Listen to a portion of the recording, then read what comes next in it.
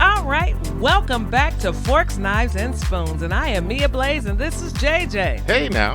Hey, so today we will be reviewing Napa Kitchen and Bar at the Westerville location. They also offer 2 other locations in Dublin, Ohio, and Montgomery, Ohio, which is a suburb of Cincinnati.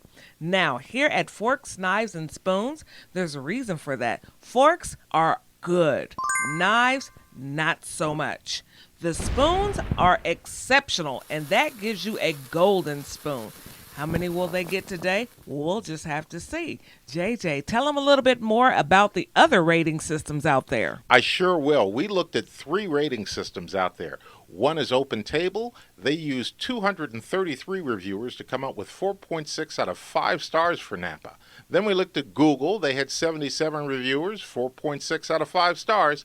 And lastly, Yelp. They only had 9 reviewers. They came up with 4 stars. Look, these are all great scores when you look at them out of 5 stars. How do we stack up, though, with Forks, Knives, and Spoons? Well, we're about to find out. All right, now let's get to this review. The location was absolutely beautiful. The patio was wonderful. They had parking located in the front and in the back. However, it did get a little dim on the patio where we were seated for the evening. Now, they did have 3 restrooms. That's right, that third restroom. It's the all-gender restroom. Imagine that. To the lighting, we found it to be very wine-centric as far as the decor. Lighting even had wine bottles surrounding the fixtures, walls covered with wine bottles. Wine Valley, it made me think of. Also had a wine room for tasting events, but check their website if you want to attend any of those. There are charges for those on certain dates and times. In addition to the wine tasting room, there's also a room for private events. It seats up to 40 guests for bridal showers, baby showers, or any other type of event that you need up to 40 people. They can certainly accommodate you there. Now on to wines and drinks. Now for our evening, we had the Palisades Red Blend. It came from California. It's a 2017. It's a little bit heavier on the cab notes, but that made it absolutely perfect for pretty much pairing up with anything that you would decide to eat for the evening. And I also had a rum and Coke. Yeah, very basic drink, but had ample amounts of rum and a decent amount of Coke. I think on the drinks, we can go with a fork there. Sounds like a fork to me. Now we're going to move on to soups and salad. Now, my soup was a French onion soup, and it was absolutely delicious. It wasn't too salty, as a lot of French onion soups have been previous restaurants, but this one was well seasoned with all of the cheese and the crostinis. It was amazing. So that definitely got a fork for me. My selection was a salad, and I got the wedge. Not your typical wedge. This one is built of crisp romaine, smoked bacon, grape potatoes, red onion, and blue cheese dressing. I also had them add for me blue cheese crumbles on the side. It worked for me. I do typically like iceberg lettuce, but I can appreciate what they tried to do. Wasn't particularly bad, wasn't particularly great, but it was adequate, and they got the job done. I'll go with a fork on that wedge salad. Sounds wonderful. Now, for our appetizers for the evening, we enjoy calamari and crab cakes. You are more of a crab cake connoisseur, so that's what you decided to choose upon. Yeah, that's what I went to. I had just amazing lump crab out in Philadelphia. I've been searching for it ever since. This is not that. This is not lump crab. It's got fillers in it as well. They give you a whole grain mustard glaze. There's a confetti cabbage slaw that it sits on, caper remoulade, and fresh cilantro that they have sprinkled on there as well. So it's got the flavor with the sauces that they gave you. It certainly elevates the dish. Again, not lump crab, but for what it is, it was pretty decent. So I'll go with a fork on that too. Absolutely. And I had the calamari. It was absolutely seasoned to perfection with sweet dropped peppers in it, pepperoncini peppers. But the garlic butter and lemon aioli, for me, it just didn't do it. It was slightly muted in its flavors, but that's okay. I do believe they did that in their attempt to keep the sauce from overpowering the calamari, which made it delicious because that calamari was cooked to perfection. And with that, it definitely gets a fork. Oh, fork again as we move on to the entrees. Mia, you started out with a mozzarella fresco. Tell us more about that. Yes, I sure did.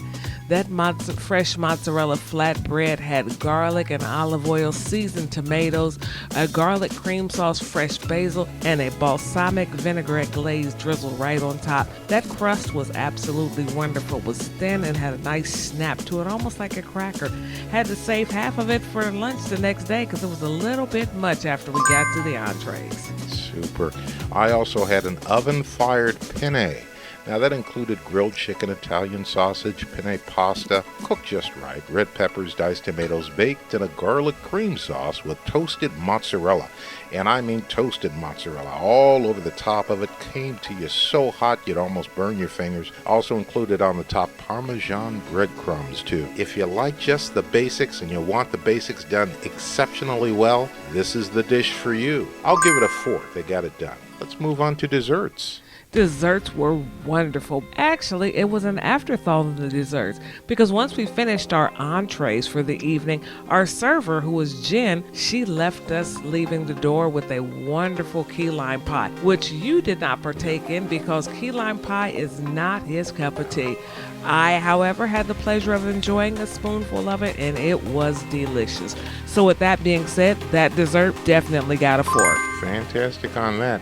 Okay, and let's move on to the price. Did the establishment match the cost of what that dinner was? We had a total bill of $133, not including the tip. Was it a good match? Did you feel like you got value for that $133, man? Yes, you absolutely did. If you would compare that particular restaurant to any of the other chains or well-known names in the restaurant industry in Columbus, Ohio, they are definitely well within their range. You got everything that you paid for. The bang was definitely in there for that buck. Okay, super on the price. Lastly, let's round it out with service. How did you feel like the service was there? Did you get the attention that you needed? Did they hover a little bit too much? Did they forget the water? How was service for you? The service was awesome. Our server, Jen, she was very attentive but not overbearing. The pacing of the meal was right on point. She helped pair the wines with the meals. She knew her job and did it exceptionally well. And whenever you hear exceptionally well, you know that definitely gets the golden spoon. Golden spoon, absolutely. Also, we met the manager, Jace. He was also very friendly, very helpful in pointing out the services and events that they have hosted there at Napa Kitchen Bar. So it was a very good experience that we had with those good guys. Great food and a wonderful staff. Happy to give a golden spoon on service. All right, folks. See the links below for the Napa Kitchen Bar and check out the wine tasting schedule. I'm sure it'll be a wonderful evening out. Also, look into their event space because the holiday seasons are around the corner, but there's also baby showers and birthday parties. It can hold up to 40 people. Next up is Catalina's for breakfast, home of the famous pancake balls. And JJ, what should they not forget? Don't forget to like, share, and subscribe. Also helpful to hit that notification bell if you want to know when the next episode is available for you to view. And with that, come back and see us soon here at Forks, Knives, and Spoons.